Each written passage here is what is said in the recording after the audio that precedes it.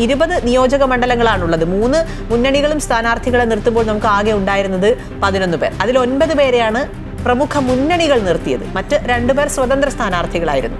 പക്ഷെ ആ ചിന്തയാണ് നമുക്ക് മാറേണ്ടത്. എനിക്ക് 15% താഴെ മാത്രമാണ് ഇന്ത്യയിലെ സ്ത്രീകളുടെ പാർലമെന്റിലേക്കുള്ള പങ്കാളിത്തം എന്ന് പറയുന്നത്. തെരഞ്ഞെടുപ്പിൽ നേരത്തെ സംവരണം ആദ്യകാലങ്ങളിൽ കൊണ്ടുവരുന്ന സമയത്ത് സ്ഥാനാർത്ഥികളെ നിർത്തുന്നുവെങ്കിലും ഭർത്താക്കന്മാരോ അല്ലെങ്കിൽ സഹോദരന്മാരോ ആരെങ്കിലും പിന്നിൽ നിന്ന് അവരെ നയിക്കുകയാണ് ചെയ്യുക. സാധാരണ ഈ അജണ്ടകൾ പോലും ഭർത്താക്കന്മാർ ഒപ്പിട്ട് കൈപ്പറ്റുന്ന ഒരു കാലം ഉണ്ടായിരുന്നു നമുക്ക്.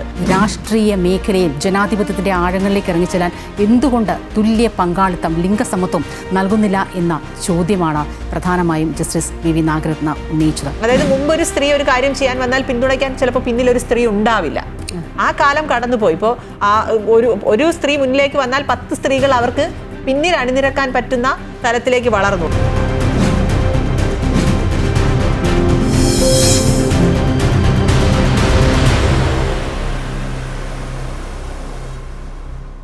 നമസ്കാരം. മറ്റൊരു തദ്ദേശ തെരഞ്ഞെടുപ്പിന് ഒരുങ്ങുകയാണ് സംസ്ഥാനം. സ്ഥാനാർത്ഥി പ്രഖ്യാപനങ്ങളൊക്കെ സജീവമായി പുരോഗമിക്കുന്നു. മത്സരരംഗത്ത് സ്ത്രീകളുടെ കൃത്യമായ പങ്കാളിത്തം, സംവരണത്തിന്റെ ആനുകൂല്യം ഇല്ലാതെ തന്നെ മത്സരരംഗത്ത് ഇറങ്ങുകയാണ് സ്ത്രീകൾ. 50% എന്ന പങ്കാളിത്തവും മറികടന്നാണ് ഇക്കുറി സ്ത്രീ സാന്നിധ്യം. മുന്നണികൾക്ക് ഒഴിവാക്കാൻ പറ്റാത്ത തരത്തിലാണ് പലരുടെയും പ്രവർത്തന മികവ്. എന്നാൽ തദ്ദേശത്തിലെ ഈ പങ്കാളിത്തം എന്തുകൊണ്ട് നിയമസഭയിലും ലോക്സഭയിലും ഉണ്ടാകുന്നില്ല എന്നതാണ് പ്രധാനമായി ഉയരുന്ന ചോദ്യം. നിയമനിർമ്മാണം നടപ്പാക്കുക തന്നെ വേണ്ടേ ഇക്കാര്യത്തിൽ? ഇതാണ് ഇന്ന് വനിതാ ജംഗ്ഷൻ ചർച്ച ചെയ്യുന്നത്. സ്വപ്ന, ഞാൻ പറഞ്ഞ പോലെ തദ്ദേശ തെരഞ്ഞെടുപ്പാണ്, സ്ഥാനാർത്ഥികളൊക്കെ വരികയാണ്, സ്ത്രീകളാണ് കൂടുതൽ എന്നുള്ളത് വളരെ നമുക്ക് അഭിമാനിക്കാവുന്ന നേട്ടം തന്നെയാണ്. അപ്പോൾ നമുക്ക് പക്ഷേ അറിയാം 50% സ്ത്രീ സംവരണം നമ്മൾ നടപ്പാക്കുന്നുണ്ട് എന്ന്. ആ സംവരണം പക്ഷേ ലോക്സഭയിലും നിയമസഭയിലും ഒന്നും നടപ്പാക്കാനുള്ളൊരു ആർജവം നമുക്ക് ഇതുവരെ കഴിഞ്ഞിട്ടില്ലല്ലോ. ഈ തദ്ദേശ തെരഞ്ഞെടുപ്പും സ്ത്രീ പങ്കാളിത്തവും എങ്ങനെയാണ് സ്വപ്ന ഇതിനെ കാണുന്നത്? ശരിക്കും 2 ദിവസം മുൻപ്, കൃത്യമായി പറഞ്ഞാൽ 2 ദിവസം മുൻപ് ഇതുമായി ബന്ധപ്പെട്ട സുപ്രീം കോടതിയിലുണ്ടായ ജസ്റ്റിസ് വി നാഗരത്നയുടെ ഒരു പരാമർശങ്ങളെ ഞാൻ ഒന്ന് പറയുകയാണ്.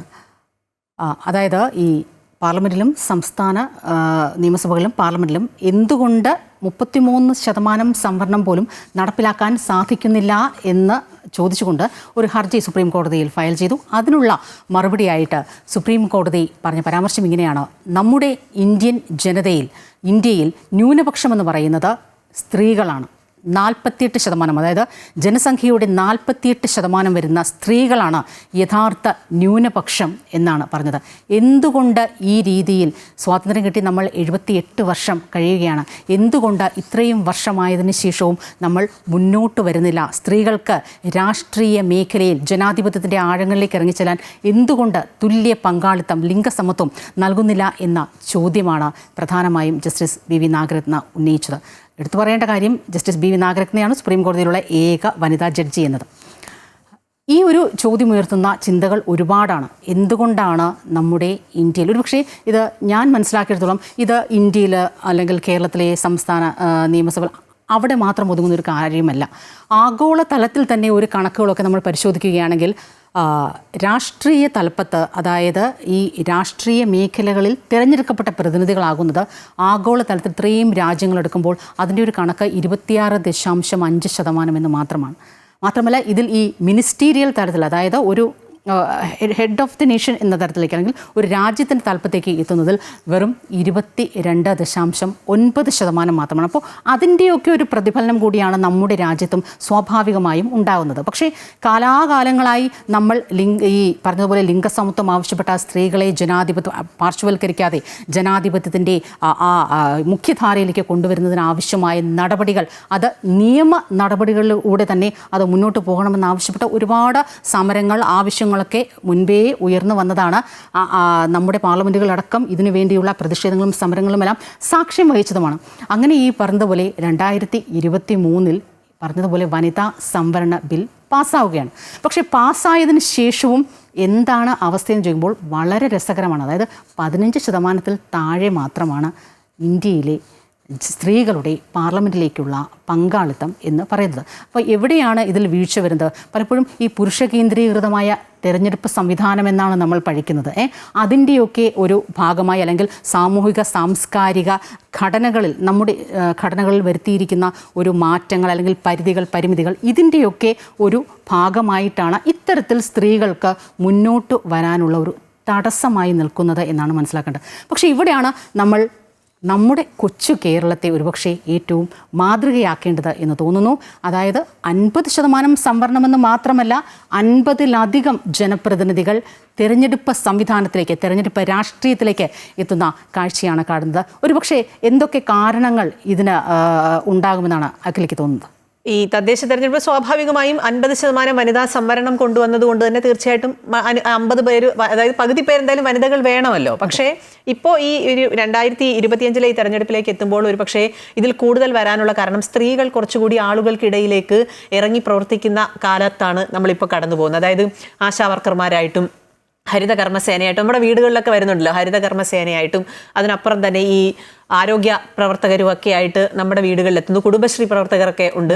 അങ്ങനെ ഒരു സ്ത്രീകളുടെ ഓരോ ഇടങ്ങളുടെയും അവരുടെ പങ്കാളിത്തം കൂടുകയാണ്. സ്വാഭാവികമായി അവരുടെ നേതൃപാടവം അതുമായി ബന്ധപ്പെട്ട് തന്നെ കൂടുന്ന ഒരു പശ്ചാത്തലം. നമ്മളിപ്പോൾ മത്സര രംഗത്തേക്ക് എത്തുകയാണെങ്കിൽ എല്ലാവരും പരസ്പരം അറിയുന്നവരായിരിക്കും.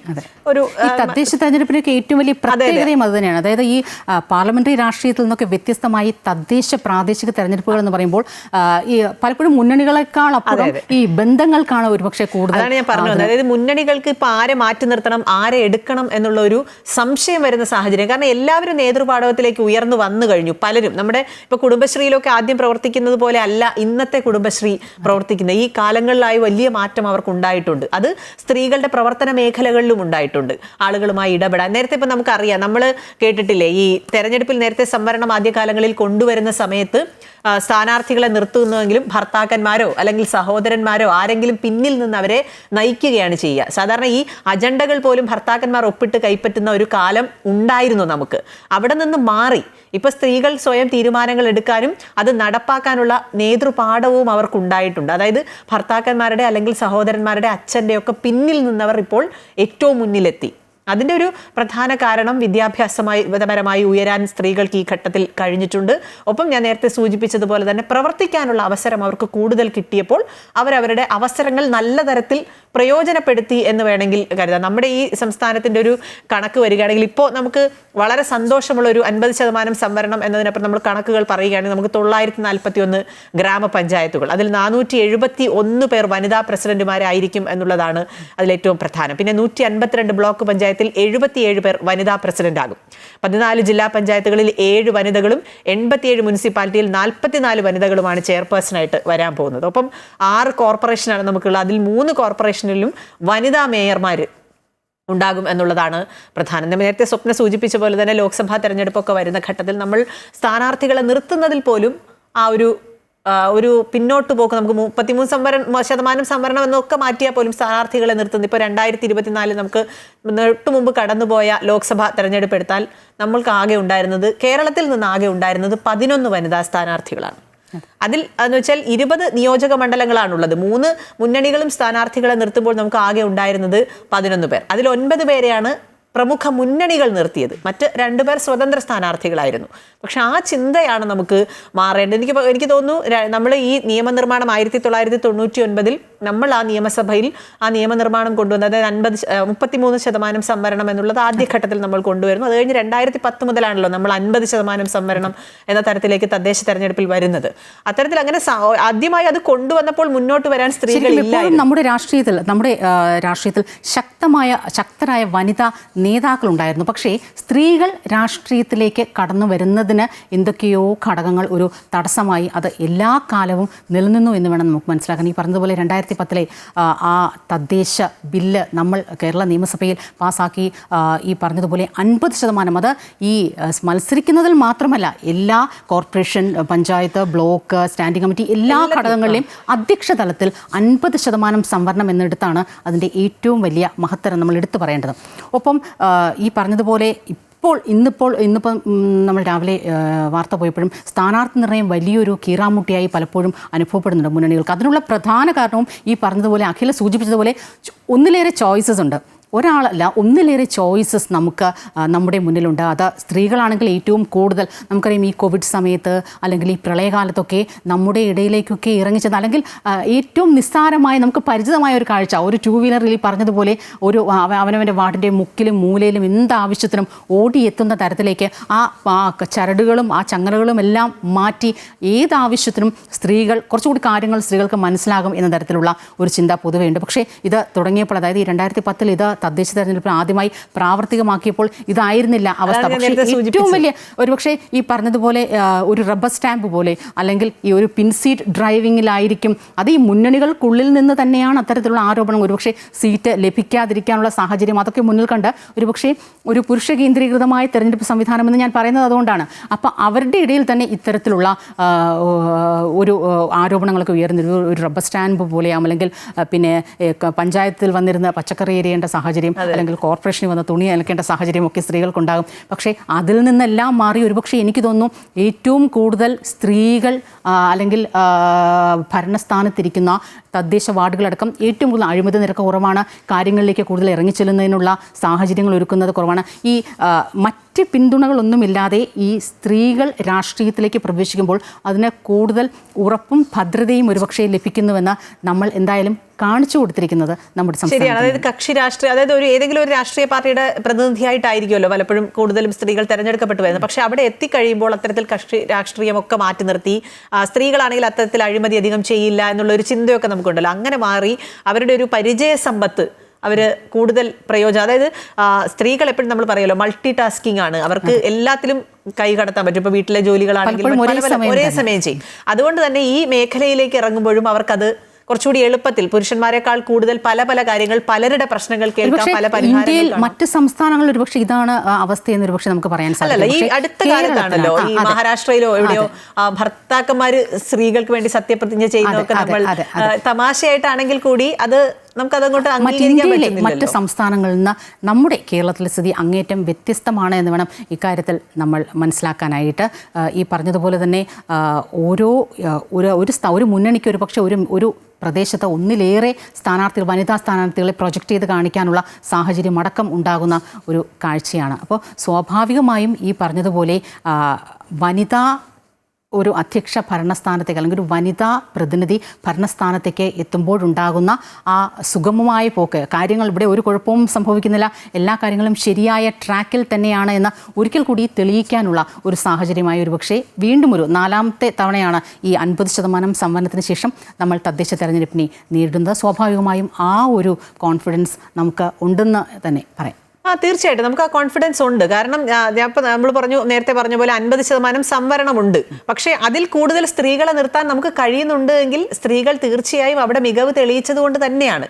കാരണം 50 മുമ്പൊക്കെ എന്ന് വെച്ചാൽ 33% കറക്റ്റായിട്ട് അളന്ന് തിരിച്ച് അത്രയും സ്ത്രീകളെ കണ്ടെത്താൻ തന്നെ പ്രയാസമുണ്ടായിരുന്ന ഒരു കാലത്ത് നിന്ന് നമ്മളിപ്പോൾ സ്വപ്ന നേരത്തെ സൂചിപ്പിച്ച പോലെ ഒന്നിലധികം ചോയ്സുകളുള്ള ഒരു കാലത്തിലേക്ക് ഒരുപാട് ഘടകങ്ങൾ ഇതിനെ ബാധിക്കുന്നുണ്ട്. പ്രത്യേകിച്ച് നമ്മുടെ സംസ്ഥാനത്തെ സാക്ഷരത, കുറച്ചുകൂടി സ്വതന്ത്രമായി ചിന്തിക്കാനും അല്ലെങ്കിൽ ഇറങ്ങി പ്രവർത്തിക്കാനുമൊക്കെ സ്ത്രീകൾക്ക് അതിനുള്ള ഒരു ഇടം ലഭിക്കുന്നു എന്നുള്ള കാര്യം, അങ്ങനെ ഒരുപാട് ഘടകങ്ങൾ, സാമൂഹിക ഘടകങ്ങളടക്കം ഇതിന് സ്ത്രീകളെ കൂടുതൽ മുന്നോട്ട് വരുന്നതിന് നമ്മുടെ സംസ്ഥാനത്ത് അതിന് സഹായകരമാകുന്നു എന്ന് വേണം നമുക്ക് മനസ്സിലാക്കാൻ. പിന്നെ എടുത്തു പറയേണ്ടതാണ് നമ്മുടെ സോഷ്യൽ മീഡിയ എന്ന് പറയുന്നത് നമ്മുടെ സ്ത്രീകളുടെ ഒരു കോൺഫിഡൻസിന്, ഒരുപക്ഷെ രാഷ്ട്രീയ മേഖലയിൽ പ്രവർത്തിക്കുന്നതിനുള്ള കോൺഫിഡൻസിന് വേറൊരു മുഖം നൽകിയത് എന്ന് വേണമെങ്കിൽ പറയാം. ഞാൻ എന്ത് ചെയ്യുന്നു എന്ന് ഞാനിപ്പോൾ ആളുകളോട് ഓടി നടന്ന ഓരോ വീടും കയറി വിളിച്ചു പറയേണ്ട സാഹചര്യമില്ല. ഞാൻ എന്ത് ചെയ്യുന്നത് എന്നത് എൻ്റെ സ്റ്റാറ്റസ് നോക്കിയാൽ മനസ്സിലാകും, ഞാൻ ചെയ്ത പ്രവർത്തനം. അങ്ങനെ അവനവന് ചെയ്യാൻ പറ്റുന്ന സാധനങ്ങൾ ജനങ്ങൾക്ക് മുന്നിലേക്ക് തുറന്നു കാണിക്കുന്ന ഒരു നല്ല പ്ലാറ്റ്ഫോം കൂടി നമുക്ക് ലഭിച്ചതോടെ ഒരുപക്ഷെ ഈ കോൺഫിഡൻസ് കുറച്ചുകൂടി കൂടി എന്ന് വേണം മനസ്സിലാക്കാം. തീർച്ചയായിട്ടും അതിനെന്താ അറിയോ, ഈ സ്ത്രീകൾ ഇപ്പോൾ സ്വപ്ന സൂചിപ്പിച്ച പോലെ സ്റ്റാറ്റസിലോ അല്ലെങ്കിൽ എന്തെങ്കിലും ഒരു സ്റ്റോറിയിലോ കൂടി മനസ്സിലാക്കുന്നതിനപ്പുറത്തേക്ക് പുതിയ പുതിയ ടാക്ടിക്സ് പലരും ഇപ്പോൾ സോഷ്യൽ മീഡിയയിലൊക്കെ ഉപയോഗിക്കുന്നുണ്ട്. അതായത് ഇപ്പോൾ സ്ഥാനാർത്ഥി പ്രഖ്യാപനമൊക്കെ കഴിഞ്ഞ് പലരും അവരുടെ ഒരു പ്രചരണ രീതിയൊക്കെ മാറ്റുകയാണ്. പുതിയ സമൂഹത്തിൽ എയുടെ കാലത്തൊക്കെ പുതിയ തലത്തിൽ പ്രചരണ രീതിയൊക്കെ കൊണ്ടുവന്ന്, അതായത് കഴിവിൻ്റെ ഏറ്റവും അറ്റം വരെ പോവുകയാണ്. എന്ന് വെച്ചാൽ എല്ലാ അവസരങ്ങളും അവർ ശരിക്കും പ്രയോജനപ്പെടുത്തുന്നു. ഒരു കാലത്ത് അങ്ങനെ ആയിരുന്നില്ലല്ലോ. നമ്മുടെ നാട്ടിലൊക്കെ നമ്മുടെ കുടുംബത്തിലൊക്കെ തന്നെ പഴയ സ്ത്രീകൾ, അതായത് നമ്മുടെ അമ്മൂമ്മമാർക്കൊക്കെ വിദ്യാഭ്യാസം ചിലപ്പോൾ കുറവായിരിക്കും, അല്ലെങ്കിൽ എന്തെങ്കിലും വിദ്യാഭ്യാസത്തിന് സാധ്യത ഉണ്ടെങ്കിൽ പോലും ഒരു തൊഴിൽ സാധ്യത വീട്ടിൽ നിന്ന് പുറത്തേക്ക് വിടാൻ കുടുംബക്കാർ തയ്യാറായിരുന്നില്ല. അവിടെ നിന്നൊക്കെ മാറി എല്ലാവരും സ്വയം സമ്പാദിക്കുന്ന തരത്തിലേക്ക് ഒക്കെ വളർന്നു. അതിനുശേഷം ഇപ്പോൾ നേതൃത്വത്തിലേക്ക് വന്നു കഴിഞ്ഞപ്പോൾ ആർജവത്തോടെ പുരുഷന്മാർ ചെയ്യാൻ മടിക്കുന്ന ചില കാര്യങ്ങൾ പോലും കൃത്യമായി ആർജവത്തോടെ ചെയ്യാനുള്ള ഒരു കാര്യം സ്ത്രീകൾക്ക് സാധിക്കുന്നുണ്ട്. അതായത് സ്വപ്ന നേരത്തെ സൂചിപ്പിച്ച പോലെ പല ഘടകങ്ങളുണ്ട്. വിദ്യാഭ്യാസമുണ്ട്, അല്ലെങ്കിൽ അവരെ പിന്തുണയ്ക്കാൻ ആളുകൾ. അതായത് മുമ്പൊരു സ്ത്രീ ഒരു കാര്യം ചെയ്യാൻ വന്നാൽ പിന്തുണയ്ക്കാൻ ചിലപ്പോൾ പിന്നിലൊരു സ്ത്രീ ഉണ്ടാവില്ല. ആ കാലം കടന്നുപോയി. ഇപ്പോൾ ഒരു സ്ത്രീ മുന്നിലേക്ക് വന്നാൽ 10 സ്ത്രീകൾ അവർക്ക് പിന്നിൽ അണിനിരക്കാൻ പറ്റുന്ന തലത്തിലേക്ക് വളർന്നു. അതായത് നമ്മുടെ ഈ രാഷ്ട്രീയ പാർട്ടികളുടെ തന്നെ വനിതാ ഗ്രൂപ്പുകളൊക്കെ ഉണ്ടല്ലോ. നമ്മൾ ഈ സെക്രട്ടേറിയറ്റിന് മുന്നിലും അവിടെയൊക്കെ പഴയ സമരങ്ങൾ സ്വപ്നം ഓർത്തു നോക്കുക. എത്ര സ്ത്രീകളാണ് ആ സമരങ്ങളിൽ മുന്നിൽ വന്ന് നിന്നിട്ടുള്ളത്. അന്ന് വന്നവരൊക്കെ പക്ഷെ വലിയ തലത്തിലേക്ക് എത്തി. പക്ഷെ ഇന്ന് അങ്ങനെയല്ലല്ലോ. ഒരു രാഷ്ട്രീയ പാർട്ടി അല്ലെങ്കിൽ ഒരു വിദ്യാർത്ഥി സംഘടനയോ അല്ലെങ്കിൽ ഏതെങ്കിലും ഒരു രാഷ്ട്രീയ പാർട്ടിയോ ഒരു സമരം നടത്താൻ അല്ലെങ്കിൽ ഒരു സെക്രട്ടേറിയറ്റ് ഉപരോധം നടത്താൻ തീരുമാനിച്ചാൽ രാപ്പകൽ പണിയെടുക്കാൻ എത്ര സ്ത്രീകളാണുള്ളത്? നമ്മുടെ ആശാപ്രവർത്തകരുടെ സമരം നമ്മൾ കണ്ടതല്ലേ. എത്ര ദിവസമാണ് അവർ ആ സെക്രട്ടേറിയറ്റിന് മുന്നിൽ ഉണ്ടായിരുന്നത്.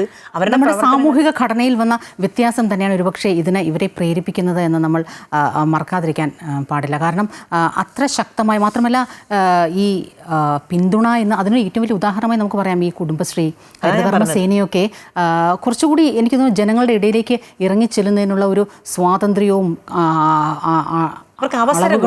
അവസരങ്ങളും ഒക്കെ അവർക്ക് കൂടുതലായി കിട്ടുന്ന ഒരു സാഹചര്യം കൂടിയാണ്. അതുകൊണ്ട് തന്നെ ഇത്തരം ഈ പറഞ്ഞ പോലെ ആശാവർക്കർമാരുടെ ആ പ്രതിഷേധ സമയത്ത് നമ്മൾ കണ്ടതാണ് ഒറ്റക്കെട്ടായി അവർ മുന്നോട്ട് വന്ന ആവശ്യങ്ങൾക്ക് വേണ്ടി. സ്വാഭാവികമായും ഇതൊക്കെ നമ്മുടെ കേരളത്തിൽ മാത്രമാണ് പ്രാവർത്തികമാകുന്നത് എന്നാണ് ഏറ്റവും വലിയൊരു കാര്യം.